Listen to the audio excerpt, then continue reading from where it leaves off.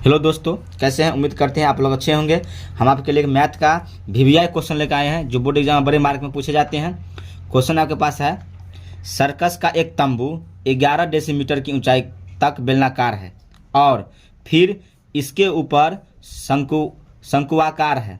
यदि उसका व्यास 24 डेसीमीटर है तो शंकु के शीर्ष की ऊंचाई जमीन से 16 डेसीमीटर है, तो इस कैनवास का कुल क्षेत्रफल की गणना करें। समझ गए? सर्कस का तंबू है जो 11 डेसीमीटर की ऊंचाई का एक बेलनाकार है। बेलन का तंबू है, मान लीजिए ये बेलन का आकार का है। पहले फिगर बना लेते हैं, ठीक है। ये बेलनाकार है, ठीक है। ये बेलन का आकार का है, समझ गए। इसके ऊपर देख लीजिए तंबू का जो 11 डेसीमीटर ऊंचाई का है, ये 11 डेसीमीटर, यहाँ से यहाँ तक 11 ये है डेसी, ठीक है। इसके ऊपर शंकु के शीर्ष, इसके ऊपर शंकुवार है, इसके ऊपर जो शंकु का आकार का है, ऐसे है, शंकु के आकार का है, ठीक है। शंकु के आकार का है जिसका व्यास 24 डेसीमीटर है। मान इसका व्यास देते हैं 24 डेसीमीटर, ठीक है। तथा शंकु के शीर्ष की ऊंचाई जमीन से 16 डेसीमीटर है। मतलब यहाँ से लेके यहाँ तक कितना दिया है? 16 डेसीमीटर। समझ गए आप? तो आपको बोला गया है उस कैनवास का कुल क्षेत्रफल की गणना करें। इसमें जितना कैनवास लगेगा उसका आपको क्षेत्रफल आपको गणना करना पड़ेगा, ठीक है। देख लीजिए, देखिए ये आपको क्षेत्रफल निकालने के लिए बोला गया है। तो आपको ये शंकु का यह है ना तिर्यक ऊंचाई एल, ये भी निकालना पड़ेगा, ठीक है। और शंकु का जो ऊंचाई है ये भी निकालना पड़ेगा, ठीक है। देख लीजिए ये यहाँ से यहाँ तक 16 है, तो यहाँ से यहाँ तक कितना है? ये फिर 11 है ना, तो 11 है, ये 11 हो गया। अब पूरे 16 है, तो 11 से 16 में से 11 जाते कितना हो जाएगा? ये 5 हो गया। तो इसका ऊंचाई निकाल लिए, ऊंचाई मालूम हो जाएगा तो इसका आप एल भी निकाल सकते हैं, क्योंकि शंकु और बेलन का आपको व्यास दिया है 24 सेंटीमीटर, तो इसका त्रिज्या भी मालूम हो गया आपको 12 सेंटीमीटर, ठीक है। जो दिया है उसको पहले लिख लेते हैं, यहाँ पे दिया है। देखिए दोनों का व्यास सेम है, इसके ऊपर ये आधारित है, इसीलिए दोनों का व्यास सेम होगा 24 डेसीमीटर। तो इसका त्रिज्या निकाल लेते हैं आर। इसका आर कितना हो जाएगा? 24/2 डेसीमीटर। 2 से काटेंगे इसको कितना होगा? 12। आर का मान हो गया 12 डेसीमीटर, ठीक है। कोई दिक्कत? देखिए आपको पहले जो बोला है सर्कस का तंबू जो 11 डेसीमीटर ऊंचाई का है, ठीक है। जो बेलनाकार है, बेलन का ऊंचाई आपको कितना जो है 11 दिया हुआ है, वही लिखते हैं यहाँ पे। बेलन की ऊंचाई 11 डेसीमीटर, ठीक है। आप शंकु का ऊंचाई निकाल लेते हैं। ये पूरे 16 है, इतना 11 है, इसमें 11 घटाएंगे तो यही ना बचेगा, ये हो जाएगा 5 डेसीमीटर, ठीक है।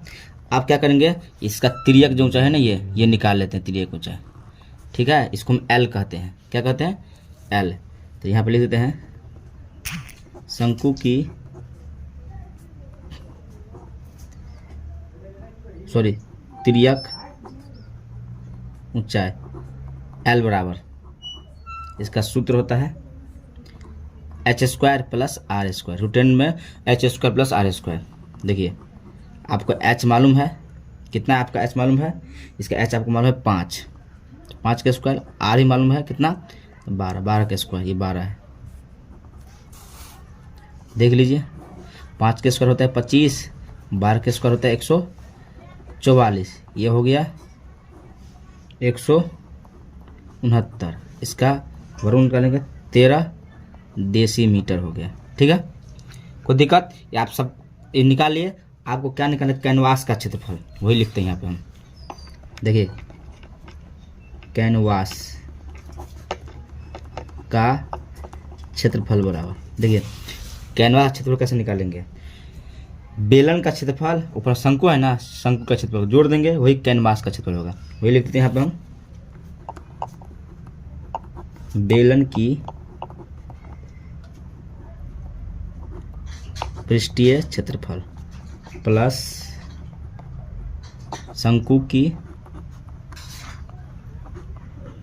पृष्ठीय क्षेत्रफल। कोई दिक्कत? सॉरी देखिए बेलन का क्षेत्रफल का सूत्र होता है, थोड़ा हवा तेज है इधर, तो सूत्र होता है 2πr/h प्लस इसका होता है πr/l। कोई दिक्कत? दोनों में पाई कॉमन है, आर भी कॉमन है, हम ले लिए। इधर क्या बचेगा 2 और h प्लस इधर l बचेगा। कोई दिक्कत? अब इसको मान आपको बैठाना, ठीक है। देखिए पाई का मान 22/7 गुने r का मान 12, 2 गुने h का मान कितना है यहाँ पे 11, ठीक है, h ठीक है, प्लस l का मान हो गया यहाँ पे 13, 22/7 गुने 12 कोष्ट 11 दूनी 22 प्लस 13 22/7 गुने 12, जब कोष्ट हटाएंगे तो गुना हो जाएगा, इसे जब जोड़ेंगे तो 35 हो जाएगा, 7 पंचे 35, तो हो जाएगा 22 गुने 12 गुने 5। जब तीनों को जब गुना करेंगे तो हो जाएगा 1320 डेसीमीटर स्क्वायर। ये आपका आंसर हो गया, ठीक है। वीडियो आपको अच्छा लगे तो लाइक कीजिए, सब्सक्राइब कीजिए, शेयर कीजिए। Thanks for watching. जय हिंद, वंदे मातरम।